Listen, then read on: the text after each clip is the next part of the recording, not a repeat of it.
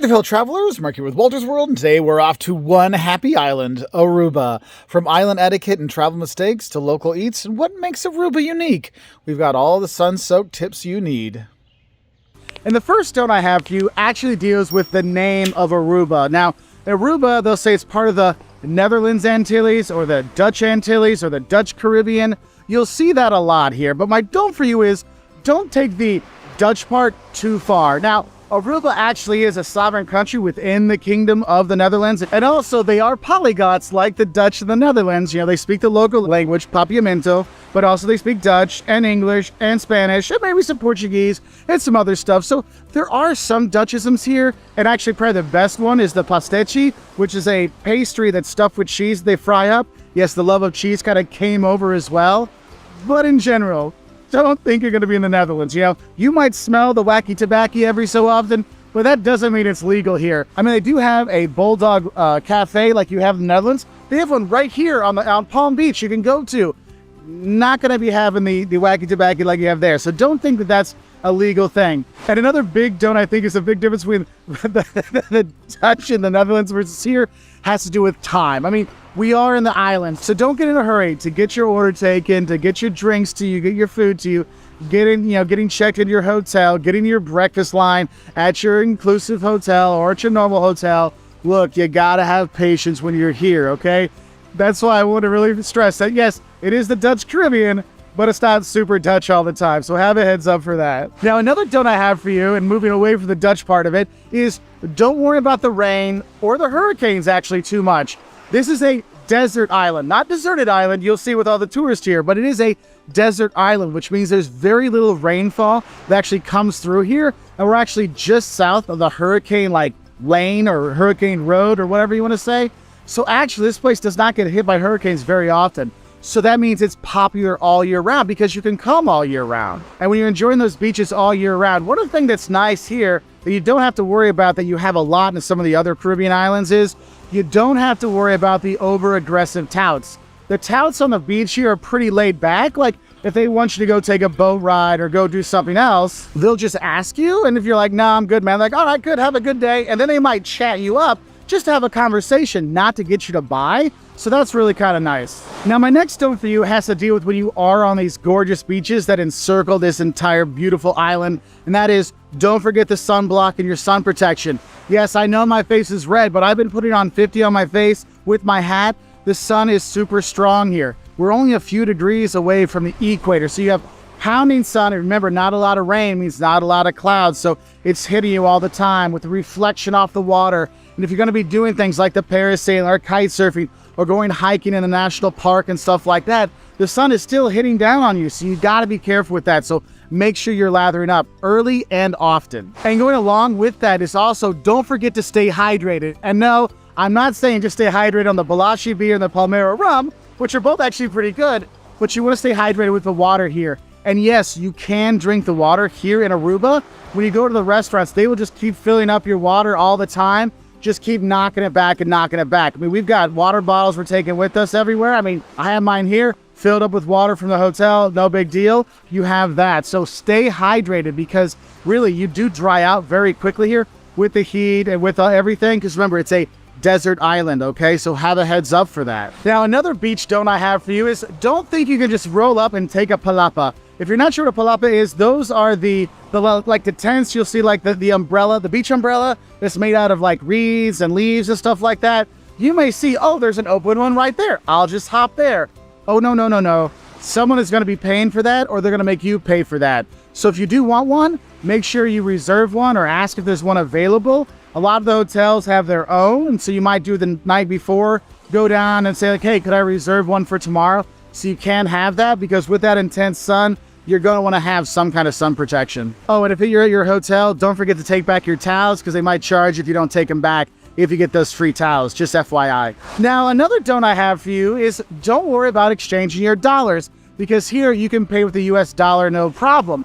Now, remember, I told you this is part of the Netherlands Antilles. You know, it's within the Kingdom of the Netherlands. They don't use the euro here. They actually have the florins is their local currency, and you might get change back in that, but you can pay with US dollars anywhere, no problem. And the thing is, you will need to be getting some of those US dollars in the ubiquitous ATMs that are all over, because my next don't for you is don't have a heart attack when you see the prices for the food at the restaurants.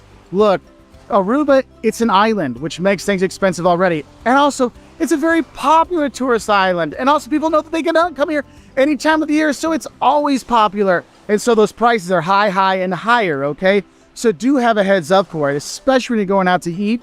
So prepare your budget accordingly, all right? So there are a lot of supermarkets and mini markets all over the island. So when you're driving around or going around, pick some stuff up so you can have some snacks in the room. So instead of having, 3 meals, so maybe you only have 2 meals, And so what we do is we actually have a big breakfast at our hotel because it's included in our hotel. And then we have, just a really big lunch, or like kind of later lunch or an earlier dinner if we can have it. We do that to kind of get us through the day. Now, the thing is, though, what I will warn you about is my next dome for you, and that is, don't think you can eat all the time. Now, there's tons of tourist places out there, okay? Yes, you'll see tons of Taco Bells and KFCs and stuff like that. And actually, for your budget, maybe you want to go to one of those. I know it sounds sacrilegious to say that, but the thing is, with the prices you're paying, I mean, think about it. The 4 of us are going out to eat, and it's $200 for the 4 of us to eat. And we're not drinking wine or anything like that. It's just an expensive proposition to go out to eat. That sometimes ordering that Domino's, going to the little pizzeria on the beach, or going to one of these a burger joint or some kind of kiosk, or just getting the pastecchi, something like that, can really save your budget, because, man, it is pricey when you are here, okay? So do have a heads up for that. And I wanted to talk about this, that got kind of mixed up, is another don't I have for you is don't expect you can eat all the time. Yes, the tourist stuff is open all the time, but if you want to go to restaurants, some lunch restaurants will close at 3 or 3:30, and dinner places might not open till 6. So if you're like my dad, who likes to eat at 5 o'clock sharp, you might have some issues. So you might have to go to those touristy places that might be a bit more expensive, okay? And the thing is, we actually brought some snacks for the kids so we have in the room. But also, we bought more snacks when we were were around the island, and just went to the many supermarkets that were here. Prices at the supermarkets are significantly cheaper in relation to back home versus the prices for restaurants to back home, okay? So that's a nice thing to check out. Now, another thing I want to talk about with the eating is don't expect to eat inside. With views like this, you're going to want to have dinner on the beach looking out at the sunset. It's gorgeous. And so you have a lot of outdoor seating when you're here. So just be ready for that. That's why you want to be lathered up and have your hat in case you are eating outside. I mean, it's not a bad thing. It's a wonderful thing eating outside here, but it's something you really got to think about if you were worried about the sun and stuff like that. And the reason I want to talk about this is because my next don't for you is don't skip the sunset. I mean, the sunset here in Aruba is just spectacular. The colors that appear out from the sea, and when the sea and the sun meet, I mean, it's just a gorgeous experience. Even my kids are like, Dad, this is a really beautiful sunset. I mean, it's got to be something that a 13-year-old and 8-year-old are like, wow, Dad, that's a really beautiful sunset. I'm like, yes, it is. So make sure you do get a chance to do that. Don't just sit inside and kind of relax and wait for dinner. Go enjoy that sunset and have a nice time when you're here. Now, my next don't for you is don't think that Aruba is just the high-rise and low-rise hotel areas. Most likely, this is where you're going to stay. You have the high-rise area, which is where Palm Beach is. You know, where the Holiday Inn, the Marriott, and the Hyatt are and stuff like that. The high-rise, the taller hotels. Versus the low-rise ones that are on Eagle Beach. Look, you can go around this island. There's a lot to see and do when you're here. And you can rent a car just for a day to go and explore. Or get one of those gators and drive around. You can do it. I mean, yesterday we spent the day driving around, going up to the California Lighthouse and going up there. I would say, don't go up the lighthouse if you're claustrophobic or scared of heights or scared of the dark. I mean, Liam had a tough time, so just have a heads up for that. But just going up there, it's gorgeous. Driving around, okay, you can go, yes, there's a donkey sanctuary you can go to. There's an ostrich farm you can go to. We went on the east side of the island, and over there, it's a very much a rougher beaches and stuff like that. So you want to be careful. But you have the natural bridge you can go see when you're there. There's a fort you can see when you're there. The national park is over there, so you can go hiking. You can see the cave paintings that are here. I mean, there's a lot of really cool stuff to do when you're on the island, and it's not just here on the beaches of the high-rise and low-rise kind of resort areas. You can really get out, okay? And that's why my next don't for you is don't think you have to do a tour when you're here. You can rent a car and do it on your own. It is very easy to drive around here. The roads are good. The people are nice. It was very easy to drive around. Even with all the tourists that are here, it was very simple. I mean, we went from the California Lighthouse in the very north to, down to Baby Beach in the very south. And we were just like, wow, that's really easy. Nothing was very far. It's really, really worth it. Okay, so get out there and explore the island. And yes, you can go to the capital, Randstad, and go there. And then you can do your shopping because, yes, there's a lot of shopping there. There's a lot of shopping everywhere here, but there's really a lot of stuff you can do. And if you want to just do the beach and relax, you can. But honestly, get out and kind of explore more. But the thing is, my next don't for you is, don't forget that there's a big difference between the beaches on the West Coast here, where it's kind of calm and nice and stuff like that, and the East Coast beaches. On the East Coast, you have a lot rougher waves, stuff like that. So I would not recommend taking the kids to the East Coast beaches because of those rough seas. Stay on the West Coast side because it's a lot more calm. Or yes, you go down to Baby Beach, which is very nice, where the coral is really easy to float over and stuff like that and snorkel down. Though it is weird when you're on this beautiful beach and then you look up and you look back and you see an oil refinery right there. So do have a heads up, you're going to Baby Beach. That's kind of a funny thing. Also, in regards to the coral, there's a lot of coral here and it will wash up on shore. You will step on it when you go out there. So do be careful, but don't take the coral, okay? Don't take it home. Leave it here, all right? Make sure you don't take it with you. You'll see signs saying, don't take the plant life, don't take the animal life. That includes the coral, okay? Now, going back to the Randstad, going back to the capital, my next don't for you is, if you see the big cruise ships in, like 2 of them, maybe don't go that day. Ask your hotel, hey, is there a cruise ship coming in today? They probably will know, because once there gets 2 big cruise ships in there, think about it, 10,000 tourists invading for 4 hours. So do have a heads up, because it can get a little crazy at that time.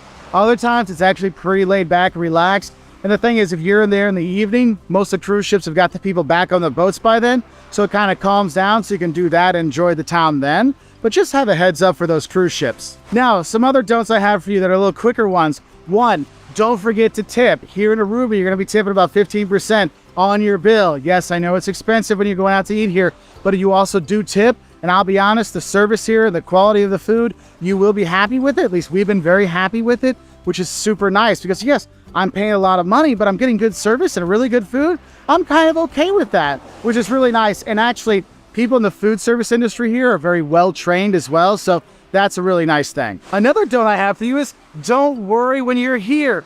Aruba is super safe. And the thing is, you can go out at night, you can enjoy yourself and stuff like that and have a good time in the high-rise district, the low-rise district. You're going around. If you're in the capital, stuff like that, you're going to be pretty safe. I mean, honestly, use your usual tourist insights like, or should I not be here? Maybe not. Obviously, in the evening time, things always get a little bit more, dangerous overall. But honestly, Aruba's not really dangerous. Your most danger here is the sun. And when you're driving around, when the other tourists aren't paying attention because they're looking at that beautiful beach and whoops, they quickly jump out of the way. I mean, we've almost been hit a couple times, so do have a heads up because you may think the drivers see you, but they might not because they're looking at all the different stuff, all the beauty that's here. Also, another don't I have for you is, don't forget to rent that rental car before you come, if you're going to be coming here during the holidays or on a weekend, because a lot of the places, a lot of the rental car agencies actually book up and they have no cars. I mean, we had to go to 3 when we came here. I mean, we weren't supposed to come to Aruba. This was really a last minute thing. Like, we got the tickets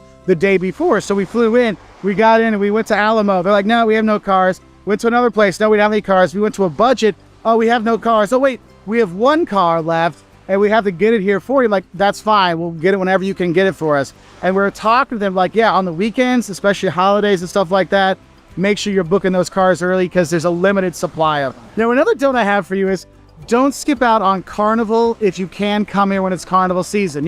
Mardi Gras in the US, they have Carnival here, and it's one of the biggest places for Carnival in the world. So definitely, if you can come here for Carnival, enjoy the music and the dancing and everything, it's well worth it. And my last don't for you is, one thing is, when you're going to be leaving Aruba, just remember, if you're going to be going to the US from Aruba, they do customs and stuff like that here before you go back to the US. So it can take a little bit longer to get through customs to get checked in. So my don't is, don't wait for the last minute to get to the airport because you might get stuck in line and you don't want to miss your flight.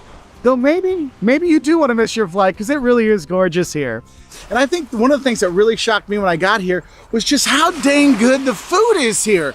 Yes, you're going to have spectacular seafood because you see the sea? that's where the food comes from. Whether you're having red snapper or grouper or the rock lobster, things like that, you're gonna eat really, really well when you're here. But the thing is, it's not just seafood you eat well. If you're tired of seafood after a week of seafood, you have great steaks when you're here. You got good Italian places.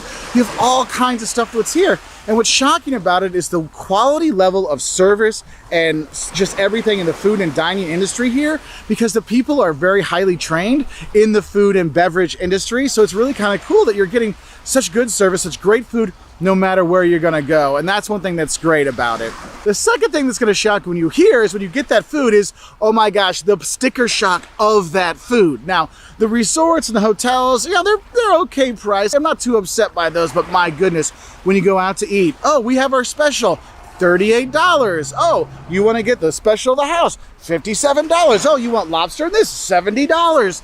I mean, prices for food here are like crazy, shockingly high. So do be prepared for that when you come here, when you go to the restaurants. Now, if you go to some of these supermarkets that are all over the island, which you will stop by, you will find that the prices here are just a little bit higher than the US or in Europe. So it's not that big of a difference at the supermarket, but the restaurants are where you're really gonna get the sticker shock. And also, probably when you sign up for the activities, you might be like, whoa, that seems a little high. You know, don't forget you can negotiate sometimes in some of these things. Now, that's for like the activities, not necessarily for the supermarket stuff, sorry. But supermarkets, you can just save a lot of cash eating there. So what I recommend, if you're staying at a property that gives you free breakfast, eat that big breakfast, okay? And then have one other meal later in the day to save money. Or you might look at the shock number 3, how many fast food places there are here in Aruba. You'll be going around and you'll see Taco Bell and another Taco Bell and a KFC and a Burger King and a McDonald's and a Subway and another Subway. There's all these chain restaurants all over the island. And the thing is, you'll be surprised how many people actually go eat at them. I know it's sacrilegious to say this, but you might want to think about maybe visiting a fast food spot. Okay, maybe you just have to go to a kiosk and have a pastici, the fried pastry with cheese inside, for one of your smaller meals. Because man, I mean, we're shelling out $200 a meal when we're going out to eat, and we're not drinking anything really, okay? So it's like, my goodness, it does add up. And also you got a tip when you're here, by the way, about 15%, but do look and see, because sometimes they put that service charge on the bill already, so then you're okay. But my goodness, the sticker shock you'll get on that food, woo, it is kind of surprising, okay? Now, let's focus on something better, like these beautiful beaches for our next shock. My next shock for you is just, in general, the differences between the beaches here on the West Coast versus the East Coast of Aruba. Now, here on the West Coast, look at these beaches. Look at this. This is just gorgeous, isn't it? Oh, it's so pretty. Oh, it's so pretty. Luckily, the sun's getting covered up by a cloud, so you can see back there better and not my face. But honestly, when you go to the beaches here on the west side, they're calm. The only craziness you have are people on jet skis and doing other things that might pop up. But honestly, going to Eagle Beach or going to Palm Beach and stuff like that, going up to the California Lighthouse and those beaches along there, they're very calm, they're very relaxed, and it's wonderful. But when you go to the east side, that's where you have that wild, like crazy, powerful waves coming in and things like that. If you're not a strong swimmer and stuff like that, I do recommend you stay on the West Coast beaches and just go visit the East Coast beaches, because when you go there, there's some really beautiful things to see. And that's why I'm gonna start talking about our next shock, and they're all in 2 words. One is the natural bridge you can go see when you're over on the east side of the island. You can go on there, walk on there. Hopefully it doesn't break on you when you're there. Also, when you're going through there, you're gonna see all these natural beauty. You'll see all the cactus-like forests that are there, the national park on that side. There's a lot of really great stuff over on the east side. That's more of an outdoor, rugged kind of thing. And you're gonna wanna make sure you rent a vehicle or, you know, have a tour or something like that to go over there, because the next shock I have for you is it's really easy to get around Aruba. I mean, honestly, you can rent a car and go everywhere, okay? The traffic isn't bad at all. It's like relaxing, fun, easy to deal with. The people are relatively nice. The only thing you have to worry about is other tourists that are driving around. But honestly, I mean, from here in Palm Beach, going up to the California Lighthouse is 15 minutes. From us to go down to Baby Beach was like 40 minutes from here. Getting to Oranjestad, the capital, is like 15 minutes. I mean, it's really close. It's really easy to get around. And even if you don't want to drive, they have buses that will take you places here. There's tons of tours here. You can rent bikes, you can rent gators, you can rent scooters. There's all kinds of stuff you can do to get around, and it's super easy to get around. That's why you're so shocked. Like, wow, this is pretty simple to get around all on my own. Yeah, you don't need to do the expensive tours. because you can do it on your own for a fraction of the price. And honestly, that's when we save money, is we didn't do the family tours, which would have cost us a lot more. We rented our own car and drove around for like half the price it was for us to do a day tour. Now the thing is, I got a little bit ahead of myself because there's some other these shocks, the two-word shocks I got to talk about. One is donkey sanctuary. Yes, they actually have a donkey sanctuary you can go to when you're driving around. You can actually go there, feed the donkeys, see them in their sanctuary. I mean, it's a quick little thing. You leave a donation, it's fun to feed the donkeys and move on. But another thing is, if you're going to the national park, you can actually hike and go see, two words, cave paintings. Look, Aruba's been inhabited for like 4,000 years, so there is some history here you can go and see, so definitely check that out when you're here. Now, for some more recent history, I guess, the next shock I have for you is how much New England Patriots and New York Giants gear you see all over the place. I mean, a lot of the tourists from the US that actually do come here to Aruba are from the northeast of the US, so you will see Patriot stuff everywhere, Red Sox stuff, Yankee stuff, Giant stuff, all over. You'll see the flags flying. You'll see them selling t-shirts that'll talk about Tom Brady and One Happy Island together. I mean, they love it here, it seems like, and I can understand why, but you'll be shocked like how much Giants gear and how much Pats gear you actually do see when you're here. So if you're wondering if you can catch the football game, you'll be able to catch the Pats game or the Giants game. No problem whatsoever. Now, the next thing I want to talk about in terms of what shocks people when they come here is how safe Aruba really is. I mean, Aruba is super safe. Like, you can go out and enjoy the neighborhoods. You can go out and explore the island by yourself. No big deal. You're not going to feel too worried out there. So that is a really nice thing. And they'll tell you, hey, this is a super safe island. It's not just one happy island, it's one safe island. So that's a really nice thing. So if you're looking to come here and you're worried about that, I would not worry too much. I mean, yes, there are some parts you might not want to go to, but in general, it is going to be okay for tourists, okay? Now, my next shock for you is we need to get back to these beaches. And one of the shocks that got me is at Baby Beach. Now, if you go to the very south, okay, by St. Nicholas, and you go there, actually, St. Nicholas is kind of cool because they have all these murals on the walls and all of the buildings that they've been painted. It's really kind of cool. But when you go to Baby Beach, which a lot of people will recommend to you, really nice beach, okay? You go there, there's some like little coral reefs, so you got, you could go snorkeling a little bit there. Just, I mean, it's not very deep. You can go and look at it and see the fish. It's really, really cool. But the shocking thing about it is you pop up from the water and you're looking out on the beautiful sea, and then you turn around and there's an oil refinery right there. You're like, oh, beautiful beach oil refinery. Huh, that's kind of shocking.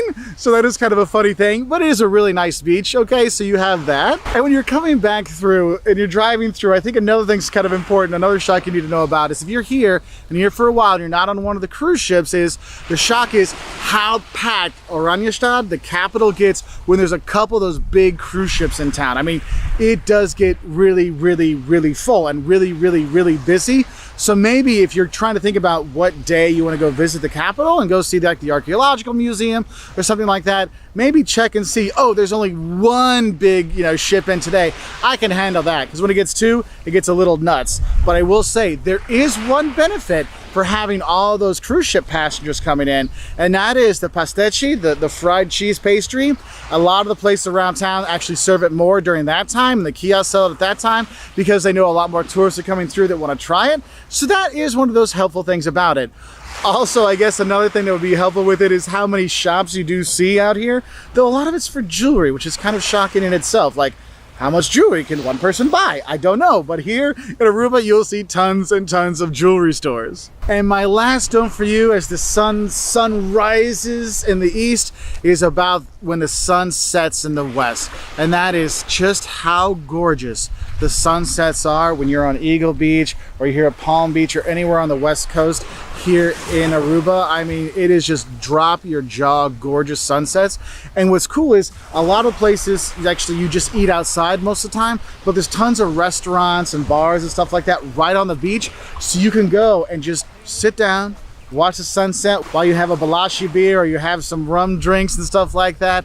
I mean, it is truly gorgeous. And I'm sure I'm showing you a few of them right now because every day we made sure we came out here and just watched the sunset because it was really that gorgeous, okay? Even my kids are like, Dad, that's a really beautiful sunset. I'm like, yes, guys, it really is. I mean, it's got to be pretty beautiful for kids to notice, right? So that is really cool. all-inclusive resorts can be great. I mean, they take care of your food, your drink, your accommodation, your entertainment, your activities. It's wonderful. And whether you're coming here to Jamaica or maybe Cancun for their all-inclusives, it's a really great experience. But before you have this totally laid-back experience, there are some don'ts I want you to think about, okay? But the first one is, don't think.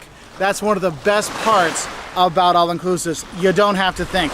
They take care of everything for you, from maybe getting you from the airport to the desk, to the resort, or your food, or your accommodation, or activities. Like I said, they take care of it so you don't have to think. So you really do get to have a vacation. You do really get to just turn it off and just enjoy, which is really cool, okay? Now, the thing is though, there's a lot of other don'ts you probably need to know before you go, okay?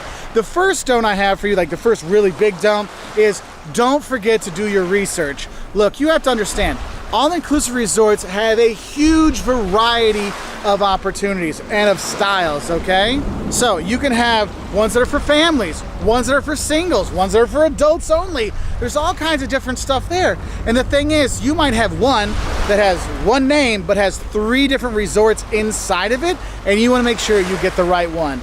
That's why reading reviews, make sure you're reading through those and see what you want. Looking on their website and seeing what they offer, because sometimes they'll tell you, this one's better for children, this one's better for adults and things like that. But it is key, very, very key that you do your research before you book, okay? Now my next don't has to do with the first thing they'll probably do to you when you get to an all-inclusive, and they'll give you a wristband. And that don't is, don't lose this wristband. Because this wristband is what gets you the free drinks, gets you back into the resort, gets you the food, gets you all the stuff. You want to make sure you don't lose this, because a lot of places will charge you a very hefty fee for losing this. Because think about it, you lose this, someone else can come with it inside the resort. They can eat, they can drink, they can make merry or make nefarious when they're there. So don't lose that, okay? So those are the first 2. Now after they hand you the wristband, the next thing they'll hand you is probably a drink. And my next don't for you is, don't think that that rum punch or that frozen margarita or whatever their special drink is gonna be very strong. Look, they're making it in gallons and gallons and gallons to give out to the tourists when they come in, when they're walking around, stuff like that. So it's not gonna be super strong. So maybe don't do the like house drink all the time, because it might not be what you're looking for, which leads to my next don't. Don't forget to talk to the staff, especially the bartenders. They will give you so much information about the area, about the resort, about the best drinks and stuff like that can really help. And also, once you get to know them, don't be surprised that they might say, you know what, why don't you go for this top shelf liquor instead of the well liquor, and they'll help you out, which is really cool. And a don't I've got from the workers that I've met at all-inclusives is, don't expect a lot of local cuisine when you're at an all-inclusive. Look, most all-inclusives, they're serving for the masses, so there's burgers and dogs and stuff like that, and you have kind of like basic food stuff. You're gonna have to search out sometimes for the local food, so make sure you talk to that bartender, you talk to the waiter, hey, what do you actually have that's like Jamaican? Like, you got jerk chicken, you got the rice and peas and stuff like that. They will let you know, and also they'll tell you where to go. Like, you wanna go over here, or you wanna go to this restaurant on property that has the best local food. That's one of the best things. I know when I was in Cancun a couple years ago, I went to the main buffet, and I'm like, man, there's nothing that's like from Cancun here. And so I talked to the workers like, oh, dude, back there in the corner, go back there, talk to Maria, ask for the carnitas, okay? She'll hook you up.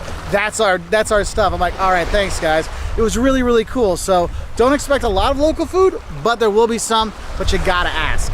And that leads into another don't I have for all-inclusive is, don't expect to really understand the local culture when you go to an all-inclusive resort, because they take care of everything. So you're not going out and exploring the restaurants and the shopping and stuff like that. So it isn't really a great way to like know the culture. So just have a heads up for that one. That's why my next don't is, don't be afraid to venture off property. Look, your all-inclusive will be glad to help you find a tour to go see the sights, go check out a beach, go snorkeling, scuba diving, helping you go out and see the community, finding you a guide. They'll be happy to do that, but you have to be the one to ask about it, okay? So don't be scared. Go out and explore Cancun. Go out and explore Jamaica. You'll have a great time seeing the rest of the country and learning more about the culture when you are there. And sometimes all you want to do is go into town for dinner or go into town to go shopping. My next don't for you is, don't let anybody else except for the hotel book your taxi for you, because then the hotel knows the taxi driver, they know the taxi company, so they have a relationship. Also, they can set up a return time for you, so they can say, look, we'll pick you up at noon, and we'll drop at the hotel at noon, and then we'll give you 2 hours. We'll meet you back at this point at 2 p.m. And that's kind of cool, because then it's kind of taken care of, so you're not worried about it. So make sure you're doing that. Now, in the words of all-inclusive, you think, oh, everything's included. Well, I gotta tell you, some things are not included at an all-inclusive. And two of those things is sunblock and bug spray. So don't forget to bring your sunblock and bug spray, because a lot of all-inclusives are in warm, sunny weather with lots of water, which bugs love, and sun loves to fry tourists. So make sure you don't forget to bring those. Also, don't forget to use those. The all-inclusive, we're out here in Montego Bay. I've seen a lot of, especially kids, just burned to a crisp. Make sure you're lathering yourself up and the kids up too if you're coming, okay? So have a heads up for that one. Now, if you do forget that, don't worry. They do have shops at all these all-inclusives, usually the all-inclusives do have shops, so you can pick up things you might have forgot at home. But I'll tell you, don't have sticker shock when you see their prices. When I was in Cancun, my 30 SPF $5 sunblock at Walgreens was $27, okay? So you have some sticker shock there, so just have a heads up. Don't worry if you forget about it, but don't be surprised if the prices blow your mind, okay? Now, when you are booking your all-inclusive, one thing I want to tell you is don't forget to ask if they have a shuttle that will bring you from the airport or the train station or the bus depot, wherever you're coming from, because sometimes they actually have a free shuttle that'll get you there, so you can save money instead of taking a taxi. So do set those things up before you go. If they don't have a shuttle, then they might have a service they'll offer you that someone else can pick you up. Do that, because it's so nice to be able to walk through all the crowds in Cancun or in Jamaica and stuff like that and skip all the craziness right with the person holding your sign, so you can just head out that way, okay? Remember how I mentioned don't forget to get some excursions to get out of the all-inclusive when you're there? My next don't for you is don't think that just because you booked your excursion at the all-inclusive that the all-inclusive actually runs the tour.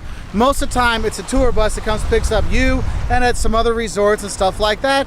So don't think they run it, but what's nice is if you book it through them, at least you have someone to kind of complain to versus if you book it in the street, okay? So having that kind of like the power of the resort behind you probably gives you a better chance that problems don't happen with your excursions. And speaking of signing up for things, if you're gonna be staying at a resort, sign up for their loyalty program before you come. Because the thing is, a lot of them will have bonuses for their loyal customers. And you may say, I've never stayed there before, or I might not stay there again. It doesn't matter. It might get you free Wi-Fi. It might get you a room upgrade. You'd be surprised how many resorts are linked to like a Hilton or a Holiday Inn or something like that. They can get you your points, get you some bonuses that way. So definitely sign up for that loyalty program. Now, when you are an all-inclusive, you know, the great thing is you get to eat and drink as much as you want.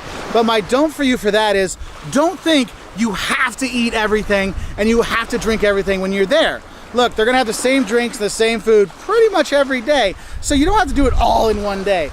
Pace yourself, because you don't want to feel miserable when you're laying there at the beach or laying there by the pool. You want to feel good, so don't overdo it. I mean, I know I'm a bad example of that, but honestly, I've seen people that go, oh, it's too much, and then they just kind of like go to the room and pass out instead of enjoying the wonderful weather, okay? And I guess I should give you some don'ts for when you're in your room and you're all-inclusive. Look, one of the things that's cool about all-inclusives, you don't have to walk around with your wallet. This little wristband is your wallet. It lets you do whatever you want and pay for everything because it's all included, which is awesome, okay? So don't have to worry about that. But I will say, since you're not walking around with your wallet or your passport or your phone or stuff like that, you're just enjoying yourself, don't forget to use the safe in your hotel room, in your resort room, okay? They'll have one there. Put your passports in there, put your wallet in there and stuff like that. I'm not saying the staff is doing anything bad. I'm not saying any other tourists are doing anything bad, but the thing is, it's a reality and you want to keep your valuables safe, so definitely don't forget to use the safe in your room when you're there. Also, don't feel bad if you do want to have a day just relaxing in your hotel room, okay? Because it's an all-inclusive. You can enjoy yourself however you want and nobody judge. You can be a lazy bum, that's totally fine. You can just wear your tank top and your swim trunks, your bikini, and just relax. That's what's so great about it. But my don't with that is don't wear your resort attire when you go into town. So your bikini top or your swim trunks and your little t-shirt stuff for guys and things like that, when you go into town, you don't necessarily wear those things, okay? You want to dress the part of going into town, not a tourist that just came off the beach, because sometimes that can like make you more of a target for people, or the locals are like, come on, man, this is my job, not just some like bikini contest. So just have a heads up for that one. The thing is, you might go explore outside this resort, but a lot of people forget to explore inside the resort, because when you first get there, they list the restaurants, the things to see and do, all this kind of stuff, but your mind kind of focuses on where's the restaurant, where's the bar, and you don't hear all the other things that are available. So make sure you don't forget to explore the whole resort. So you might find, oh, there's an adults only pool. Oh, there's a massage thing there. Oh, I didn't know they had field hockey or something like that. There's all kinds of other stuff out there. So make sure you do explore the whole property, because there's a lot of cool stuff out there you might find. Now, some other don'ts I have that are particular I like to say is, one is don't forget to tip. Now, some of the all-inclusive say don't tip, so you don't have to. But for me, if someone brings me a cheeseburger at 4 a.m., I think they deserve a tip, okay? So if there are tipping there, don't forget to tip, okay? Have something for the staff. It does help them out, which is really cool. Another don't I have for you is, if you're gonna be going to the pool at like noon, don't go down at 8 a.m. and then like put down your towels on 10 different chairs. I saw a lady doing that yesterday. I'm like, you just got up and there's no kids or anybody else with you, yet you've just taken like 8 seats. It's kind of a bad thing to do, and some all-inclusives are actually starting to take people that leave their towels for a long time and taking the towels and putting them away, because you're hogging all the spots, okay? So don't do that, okay? Be cool with people. Don't be a jerk about the spots, all right? And the thing is don't be afraid to ask the staff, whether it is, when's the best time to go eat, which restaurant should I go to first, maybe there's a problem with the bathroom because you've eaten so much, who knows? There's all kinds of stuff. Don't be scared to ask any of the staff. Because the thing is, an all-inclusive, they're geared to help you enjoy this trip as much as you can and enjoy it so much you want to come back and you want to tell your friends to come back and stuff like that. So just ask, they'll be more than helpful. That's what's one cool about all-inclusives. The people are more than helpful, which is awesome, okay? And with that, you might want to ask them, hey, when does it quiet down at night? Because my next don't for you is, don't think it's going to be quiet all the time or at night when you are at these all-inclusives, because a lot of them will have entertainment or activities that go until 10, 11 o'clock at night or later. So make sure you're like, hey, is there a quieter part I could stay in? Don't be shy to ask that, because don't expect to be quiet when you are an all-inclusive, because it's lots of families and people having a good time and drinking and eating and just loving life, and you're there. So do have a heads up for that. I have a few last ones on here. One, don't wait to have breakfast. There's going to be a peak time when they have those breakfast buffets that you're going to have a long line. That's going to be something you got to look out for, so maybe you can do breakfast early. Another don't for the restaurants. Don't think you can eat any restaurant whenever you want. Some of them book out and you will need to have reservations for them, so don't forget to make reservations at the better restaurants. Ask them when you check in which ones you should do, okay? And my last one is, don't treat the staff like they're your servants. Treat the staff like the great people that they are, that they want to help you, and they'll make your experience so much better. One of the things you need to realize, when people come to the Caribbean, they think, I've got to go to an all-inclusive resort. I've got to stay at an all-inclusive resort. That's the only way to do things. Well, honestly, budget-wise, all-inclusive resorts might not be your best bet, because if you're not going to drink a lot, you're not going to eat a lot, it might not be worth it to pay that price premium to stay in those places. Now, if you're going to drink and eat like crazy and just lay around, then yes, it could be a better bet. But honestly, you should do your research and see if it's really worth it. I know for us, we were in Jamaica and we actually we got an all-inclusive, but we got the one that did not include the food and drink. So therefore, we just had the resort space, and then we went out into the city and went and ate that way. And that made it much more economical for us. So do your research beforehand on those all-inclusives you're going to go to, because sometimes that's one budget thing you don't realize can really blow up your budget, okay? Now, another thing I think is important is when you're packing to come here, you can save yourself a lot of money if you bring your snorkel, your goggles, your water shoes, your sunblock, your bug spray. Bringing those things can save you a ton, because you're going to need your water shoes, your bug spray, your sunblock, your hat. You're going to need that when you come here. And yes, you can buy all those things here. It's not a problem. But if you're looking to get your Copper Tone 50 sunblock, that's like $12.50 at Walgreens back home, it could be $30, $40 here in the Dominican Republic or Jamaica. So sometimes just budget-wise, it might be good to just have that stuff and bring it with you to save money that way. Because getting those things at your resorts, whew, it can be a bit high, okay? Now, another thing you can look at doing in order to help your budget is really be open to the days you fly to the Caribbean, because if you fly in on a weekend, the prices are really high. Because you're coming here to the Dominican Republic on the weekends. People fly from the U.S. just to spend the weekend here, and that drives up those prices for Friday flights, Saturday flights,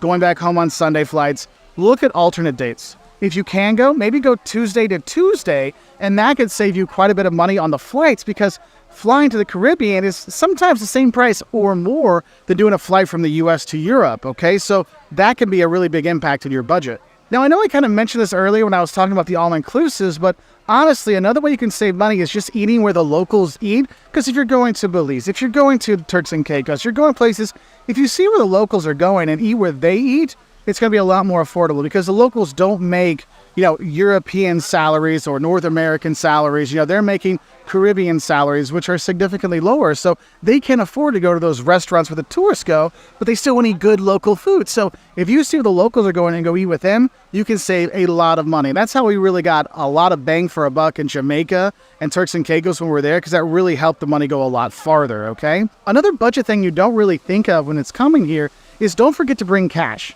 Because when you're here, you're going to tip a lot. And the thing is, I'd say bring cash, but bring lots of singles and lots of fives. Because when you want to tip people, $1 here, $5 there, it's fine. But all you have are 20s, that can get a little expensive tipping, right? So have those singles, whether you're tipping the busboy, you're tipping the bellhop, or you're tipping your bartenders, even at all-inclusives, putting an extra $1 here or there does make a difference to help things out and maybe make your drink a little bit stronger, let's say. Because you're going to take out money, okay? ATMs are all over the Caribbean. I mean, most of the time they're going to be in the banks. So make sure that you look for the ones in the banks. Your resorts will probably have them in the resorts as well. But one thing I want to tell you is, if you're going to be taking out money, that's going to have fees. You're going to lose money there. Also, the exchange rate is not going to be in your favor. So I've seen it where actually some of the exchange rates they're offering, the conversions, we're talking like 20% different than the actual official exchange rate. So already having those dollars with you when you come here can make a big difference. If you have those singles, you have those fives where you can tip people and make things a lot easier. So you're saving money on your tipping because you're not over tipping with 10s and 20s because you don't have those smaller bills. You have those smaller bills already with you, okay? But what are some more budget tips? Let's go to Aruba to continue on. Now, the next thing I want to talk about is renting a car versus doing tours. Now, when you come to the Caribbean, there's all kinds of tours you can do, right? You can go out to, see the Iguana Island in Turks and Caicos. You can go snorkeling in lots of places. You can go diving. You can go on hikes. You can go on Jeep tours. There's all kinds of tours you can do. The thing is, if it's one person, then probably the tour might be cheaper than renting a car. But for some of them, like here in Aruba, we have 4 of us. So it was, we could rent a car for $65 plus insurance a day. So that was like $80 a day, right? We could do that and drive all around the island. Or we could do the Jeep tour at $60 per person. $240 for the tour, or $85 to rent a car and do it on our own. And so that's another way you can save money, okay? Now, the thing is, though, you have to compare the prices. Is it going to be cheaper to rent the car? Also, another thing with renting the car, you might want to look at our next tip for you, and that is, weighing renting a car, using taxis or drivers, or if you want to use public transportation. Now, I know everybody always says for budget options, do public transportation. It's going to be the cheapest option. Yeah, a lot of times it is. But the thing is not every Caribbean island has a bus system to take you around, okay? So you might have to use drivers. You might need to rent a car. What I say to you is look at where you're staying. Does it pay off to have your own car? Do you need to have your own car? Or maybe do you only need your own car for a couple days? So for example, here in Aruba, they have buses that go everywhere. So public transportation was fine. And we only rented a car for a couple days to go out and explore the island. So instead of 7 days of renting a car, we only had 2. And that saved us a lot of money. I know we're going to the Cayman Islands pretty soon, right? And the thing is, Cayman Islands, there's buses that go around. We can do that. But we want to explore, all the islands. So we need to rent a car. But I don't need it for 7 days. We're going to rent it for 1 or 2 days, go explore those 2 days the islands. The other days, we're just sitting on beaches like this and enjoying that. So you got to think about that when you're kind of weighing your options. That's why sometimes taking the taxi in from the airport to your hotel or your accommodation and just doing that is cheaper than renting a car, because you're like, wait, you're not going to use the car the first 2 or 3 days because you're on the beach. Maybe it is better to take the taxi and it actually saves you money in the long run. So you kind of have to think about that, especially your family with 4, because you can get 4 people in the car with a taxi driver. That is something to think about. And that's why sometimes what we do is ask your resort if they have a free shuttle, because the thing is, the free shuttle is great because it's free. but some of them have shuttles, and then they'll charge you, $30 per person. Well, if it's $30 per person and it's only $40 for a taxi, why don't I find someone else that's going to the airport and try to get together and we can save money and go straight there by ourselves? So something to think about. Now, if you do have a car or you maybe just using the bus, another way you can save money when you're here is use the supermarkets. Look, we're on islands, okay? So everything is going to be expensive here, whether it is food, accommodation, normal toiletries, things like that. It's going to be higher prices. So know that, all right? But if you're here, maybe you don't need to go eat at the restaurant every single time. Maybe you have an apartment that has a kitchenette and you can, cook your lunch there, make sandwiches or make your breakfast. Hit up the local supermarket. It's going to be a lot cheaper to buy food there and make it your hotel or your apartment than it is, going out to eat. And the thing is, I know a lot of people are like, I'm on vacation, I don't want to cook. That's fine. Just get some prepared stuff, get some snacks. Because even if you're just buying your Doritos and stuff like that out in the supermarkets and bringing it back, that can save you 10 or 15 bucks here and there just on snacks, okay? So you want to think about those things. And the thing is, though, don't expect the supermarkets to be super cheap. They're going to be probably more expensive than back home because, again, we're on islands. But it will be cheaper than getting stuff at the store at the all-inclusive resort. Like, oh my goodness, the prices are a lot higher at the resort than they are off resort. And the thing is, if you have cash, it gives you a chance to negotiate. That's my next tip when you're here. Negotiate and look for deals. Now, when you go to stores in the Caribbean, you're not really negotiating too much. You're probably not. There's a price tag you just pay. You go to the supermarket, you pay the price there. But if you're going to the markets or you're looking to get, some islands, if you're going to be getting, activities on the water, they might say one price. You're supposed to negotiate a bit. So just have some negotiation skills ready to go. And the thing is, don't get upset with the negotiations. That's how business is done sometimes here, okay? But you just have to know when you can negotiate and when you can't negotiate. And another thing is with the negotiation, I kind of look at it also is look for some deals. Because sometimes resorts might give you deals like, oh, if you sign up for a week, we'll give you an extra day. If you sign up for our higher level room, we'll give you free breakfast. And that can add up. I mean, we ended up getting free breakfast here at the place we're staying at, and that saved us quite a bit of money because it's $22 for anyone 13 and over to eat. So that's 3 over 13s plus Liam, who's free. So that's $66 for breakfast. Oh my goodness. But now they gave us that little deal. It's free. Man, that's $66 in my pocket every day we're eating. We're on a 5th day of breakfast. Hey, I'm saving a plane ticket right there. So do look for those deals. Now, another thing I think is important in terms of looking at helping save your budget when you're coming to the Caribbean really comes down into looking at what island you're going to go to. Because some islands, all the islands are pricey. I'm going to say that. But some are more pricey than other ones. Like if you're going to Turks and Caicos, that is just more pricey overall than if you're going to a place like Jamaica or Puerto Rico or something like that. So do your research into the island you want to go to. Because you might see that one's a little bit more pricey. Is there one similar to it that I could go to that's not going to be as pricey? So do your research on that. And it could be like, look, we're going to the Cayman Islands. It is one of the more expensive ones. But where we're going to stay there, we've got 7 Mile Beach right there. There's shopping right next to it. There's a mini bus stop right outside, so I don't need to rent a car. So it's a little bit more money for my rental. But the thing is, I'm saving money and not having to go to the other places and pay for a rental car. So it kind of, adds up or adds down, I guess you'd say. So do your research on which islands will be right for you, because some are better for divers, some are better for families, some are better for snorkel, some are better for history. So you want to kind of think about that in terms of what you want to do, okay? And then, of course, to finish off, you have your usual budget helpers when you are traveling, right? You look for, like I talked about the deals I said before, but for lunchtime specials and things like that. Another one I'd say is look at when you're going to come. If you're going to come here during, from Christmas to New Year's and around then, it's going to be a lot higher priced if you come in early December, right? So you want to make sure you can look at your time frames when you can go to avoid the really peak times, because that can make it a bit more expensive, obviously. And one we actually used is look at various days when you can fly in. No, I know, you'll think it's vacation time. I'm leaving Saturday morning and we're coming back Sunday night. Well, yeah, you get the most bang for your buck in terms of your time frame. But one thing you have to realize is those plane tickets on those days might be significantly higher. We flew in on a Thursday and we're leaving on a Tuesday, and just doing that saved us $300 per ticket. So for the 4 of us, that's $1,200 we saved by not going Saturday to Saturday, but instead going Tuesday to Thursday. So think about that when you're looking for your dates, if you're looking to save a little money, because it will add up over time. And that's why I wanted to give you these budget tips, because I want people to visit the Caribbean. It's a fantastic place to go for all ages. It is really fun. but it is really pricey. And my first don't, which I think is really important for people to realize, is don't think that every Caribbean island is the same.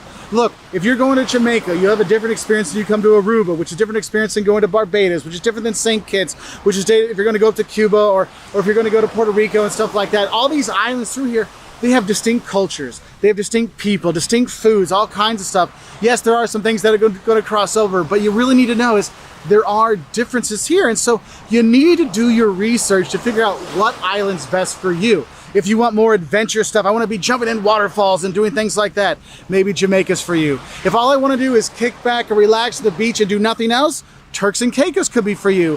Oh, I want to do a little bit of beach, I want a little bit of adventure, maybe Aruba's for you. There's all kinds of different stuff you want to see and do. But the thing is, the islands can be different, so don't forget to do your research to figure out which island's gonna be right for you. Now, my next don't actually has to deal with the cruise travelers, because I know a lot of people just cruise through the Caribbean, which is awesome, don't get me wrong.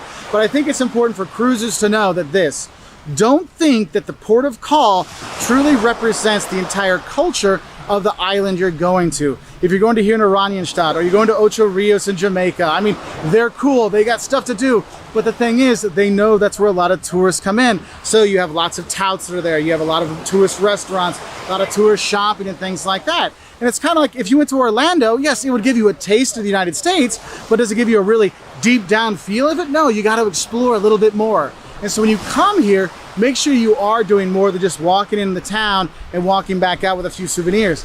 Hit up some of the beaches, do an excursion or something like that. And that leads to my second don't, specifically for cruise travelers coming to the Caribbean. If there's something you really want to do. Now, I know the cruise ships will have excursions you can do, but what I recommend, if there's something that's really important to you, like if you're big into archaeology or you're really big into nature, wildlife or something like that, don't be afraid to hire your own personal guide that's just for you to go and visit the island. Now the thing is, the benefit for that is you don't have a huge busload of people, because when they do a bus tour, they have to do a bus tour. So you can't go in depth with something here. If one person is late, you all have to wait behind. It gets kind of annoying kind of stuff. So that's why I say is, look, if you want to learn more about, the cave paintings here in Aruba, get a guide when you come and have them take you to there, okay? Now I will say this though, the drawback of having a private tour, one, probably costs a bit more, but two, if you're late coming back from a private tour, the cruise ship does not wait for you. The cruise ship will wait for you if you're on the bus tour, okay? So make sure you're planning ahead for those things, because honestly, I've done it a few times both ways, and I've got a lot of bang for the buck when it is going by ourselves. Because think about it, I mean, I know it's not really the Caribbean, but if you go to Cancun and you take that cruise and you take the excursion to Machu Picchu, I can already tell you the market they're gonna stop at to get you to buy stuff, and I can already tell you the town they're gonna stop at on the way out. It's already kind of planned. Whereas when you have your own guide, you can say, okay, we're done here, let's go to the next spot. So that can help out. Now, you notice I'm talking pretty fast. I really need to slow down, because my next don't for you is don't get in a rush in the Caribbean. I know it might be the British West Indies or the Dutch Caribbean and things like that, and they might have those names that sound like everything will be on time. Look, you have to think island life, island time. Everything will happen, it will just take some time. So to get your menu, to get seated at the restaurant, to get your drink or your rum runner or whatever, might take a little time, okay? So just have patience. There's no reason to get upset. I mean, where are you gonna go? You're on an island. Enjoy the sun, enjoy the beach, enjoy relaxing. I personally think they do that so we tourists that are go, go, go, go, go, are forced to just sit, calm down, relax, and enjoy the view. And when you're enjoying that view, my next don't for you is don't forget to bring some sun protection. Yes, sunblock is a really important thing, okay? You gotta have that. And yes, I am a bit red, and I've been putting on sunblock and reapplying it. But you have very intense sun rays down here. The farther you go south in the Caribbean, the more intense they get, so do have a heads up. Have your beach clothes, have a hat and stuff like that. And the thing is, some people laugh, they're like, oh, well, it's because you're bald, Mark, it burns. I'm like, I tell you what, if you have a part, if you're not bald and you have a part, it'll burn there too, okay? So make sure you're doing that as well. Because I've seen a lot of purple tourists here and in Jamaica and the Cayman Islands and other islands we've gone to. You want to be careful with that, all right? Now, my next don't for you is don't think that going to the Caribbean is going to be cheap. Those, that lotion, the sunblock, bring it from home, because it might be 2, 3, 4, 5 times the price at the shops on the islands. Because think about it, we're in the Caribbean.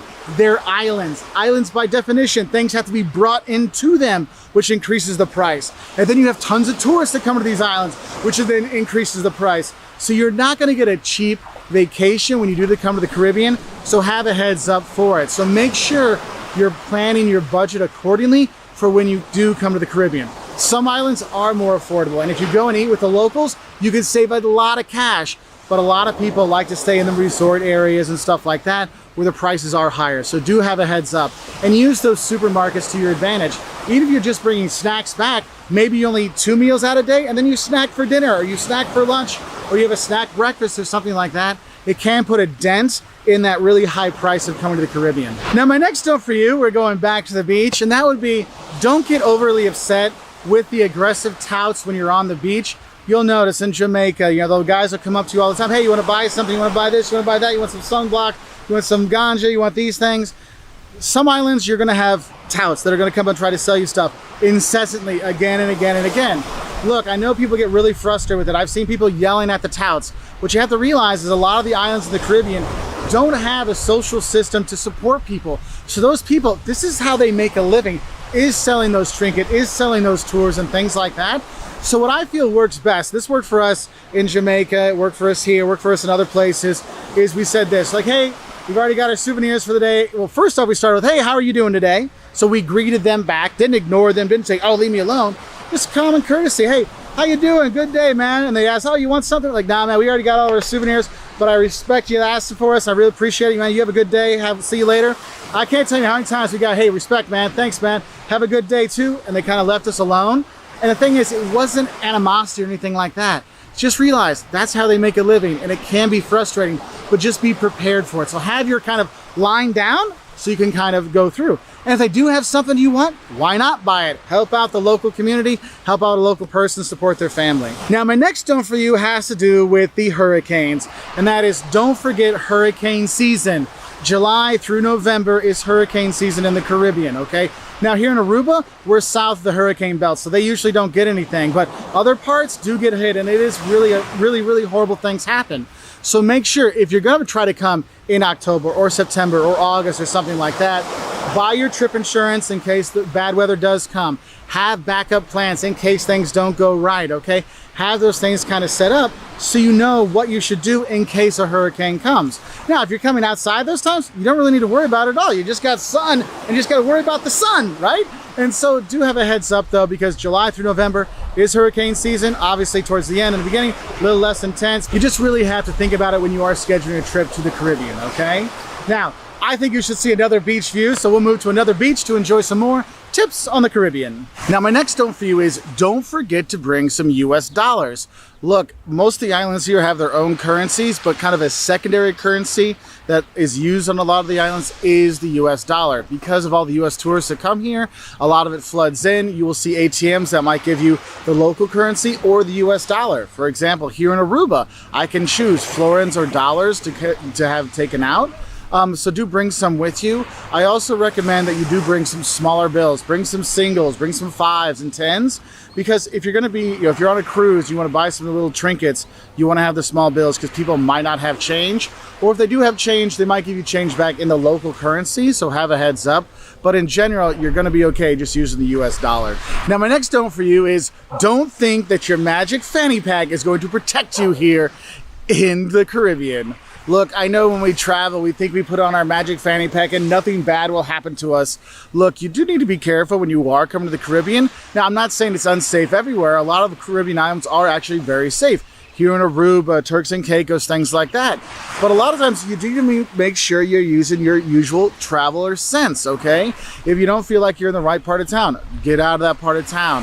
If you don't feel comfortable driving, hire a local guide or hire a local driver to show you around. That can really help. And that's why it's really important you do your research on the islands you're gonna go to make sure you know what things you should look out for. Like, is there certain parts of the islands you shouldn't go to, or is it more bad at night, or things like that, just to give you the heads up. For example, if you're looking at all the stray dogs and cats you're gonna see around on some of these islands, they call them pot cakes in Turks and Caicos, and there's actually pot cake care centers you can go to and walk the dogs and stuff like that.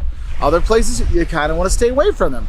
So just have a heads up for that. Now, another thing I want to talk about is cell service, Wi-Fi, things like that. And my don't for that is, don't worry, you will have Wi-Fi, you will have electricity, you will have cell service, you will have all those things. Now, in terms of the data and the Wi-Fi and stuff like that, now it may say 4G or whatever on your phone.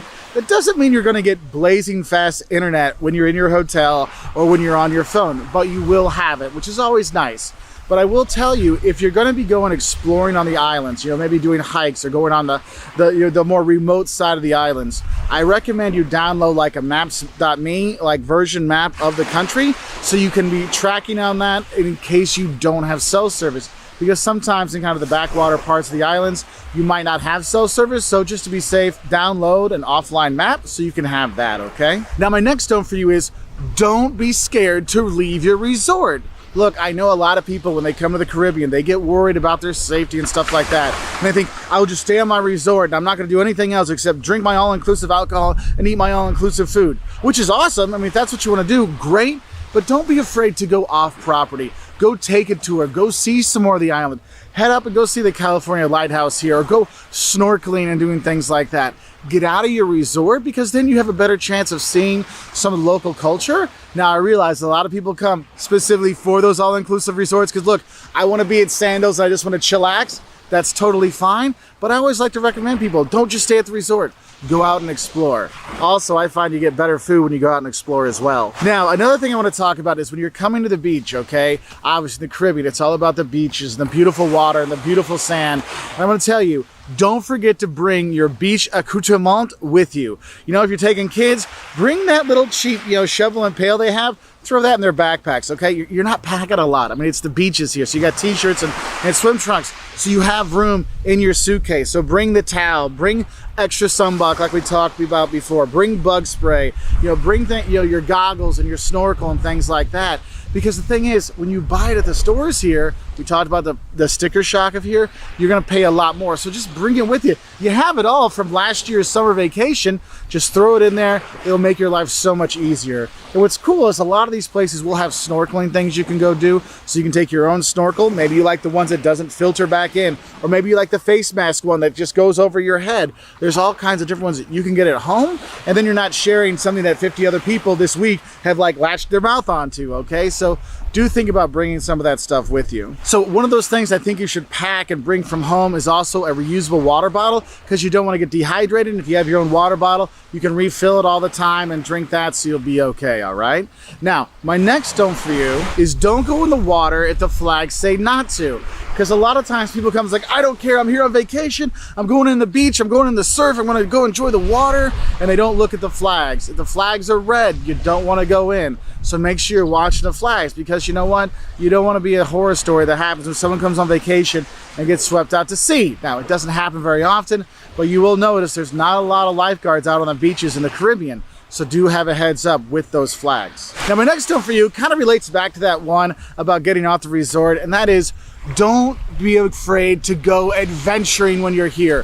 Whether that adventuring is heading into Kingstown and seeing Trenchtown in Jamaica, or maybe you're going out on a Jeep safari or getting one of those gators and driving around and stuff like that. The Caribbean islands are made for adventure, okay? They're made to go out and explore. Go snorkeling, go parasailing, go kite surfing, go tubing, do all kinds of stuff. There's all kinds of great things. You want to swim with some rays and sharks? You can do that too. There's a lot of outdoor activities you can do when you're here. Hiking in some of the mountains. I mean, my goodness, going in Jamaica, just gorgeous inland. Here in Aruba, you can do some hikes at the national park.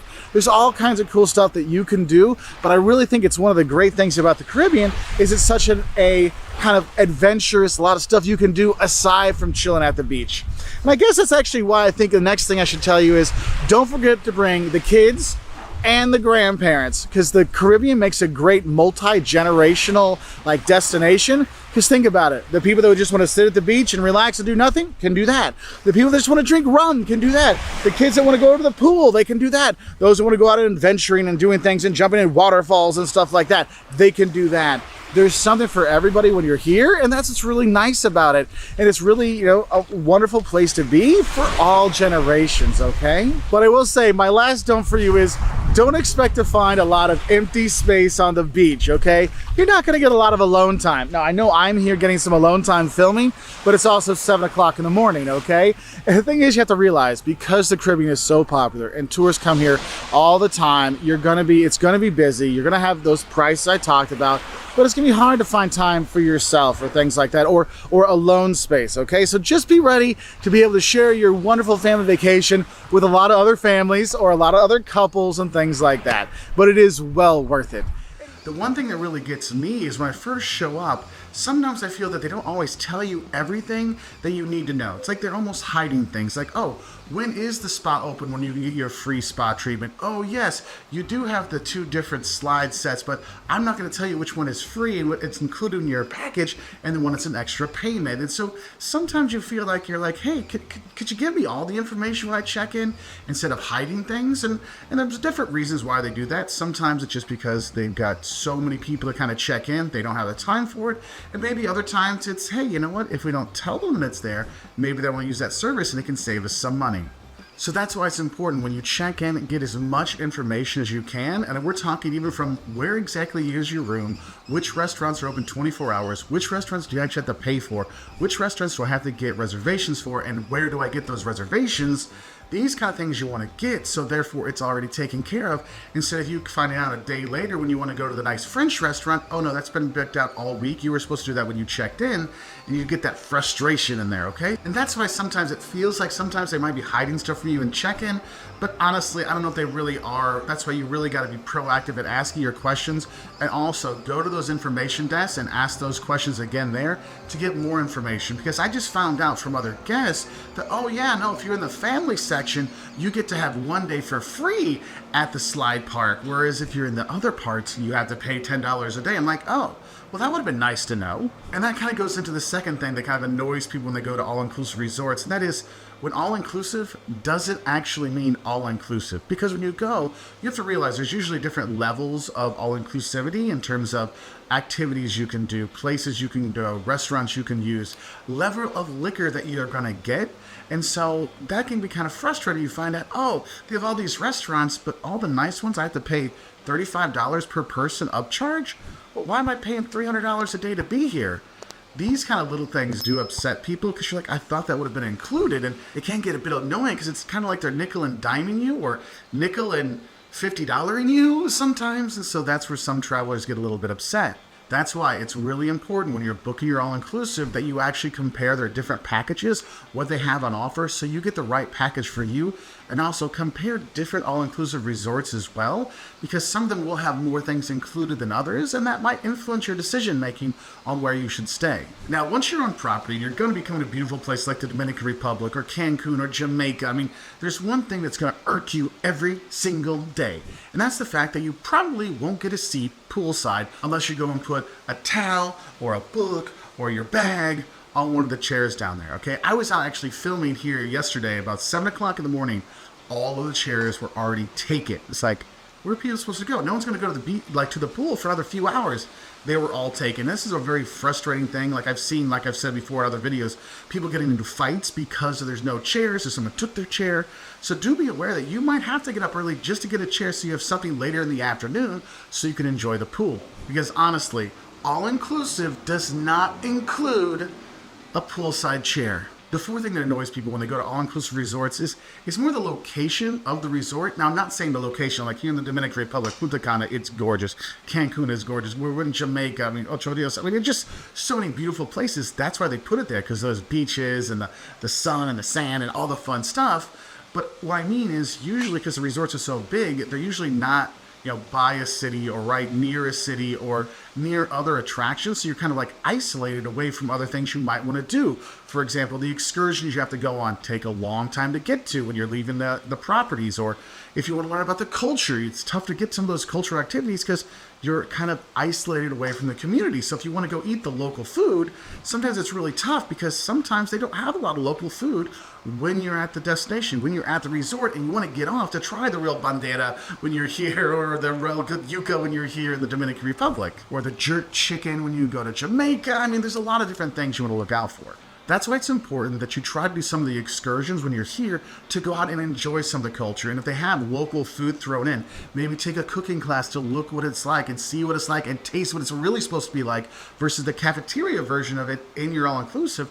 That can really help. And I think one of the best things is, since a lot of these all-inclusives, they're in beautiful places, but sometimes there's ruins nearby. Like you go to Chichen Itza if you're in Cancun, or Tulum, you can do that. Or I know for us, we've been here, we got to go out and see some of the other islands here in the Dominican Republic. Sona Island was beautiful to go check out. You can go see some of the fishing village, go take a day trip to Santo Domingo and go see the Colonial Center there. So you can do those things like that, but it does take a lot of time because these resorts are kind of out of the way. And I mentioned the food because the next thing I think people kind of complain about is actually the quality of the food at all-inclusive resorts. And here's the thing, is when you have so many people that are staying at these resorts, they can't just cook 3 or 4 pieces of that meat. They got to cook 300 or 400 pieces of that meat. So some of the specialness kind of wears away and gets worn out or lost when you're making it cafeteria style. So that's one thing I think people need to realize. It's the quality of food, not the quantity of the food. Oh, no. You will have no problem with the quantity of food when you go to all-inclusive. They will give you more food and more food and more food and more food, okay? But something you want to kind of think about. So that's one of the things I always tell people is, ask them what's the nicer restaurant, or ask the people, hey, what are some of the local dishes that I can get when I'm here? Because, for example, we're staying, they actually have a Dominican kind of themed, cafeteria where I can go at lunch or dinner and have more of the local foods versus having Mexican food or Indian food or Spanish food or French food. It's like, oh, I can get some of that local stuff.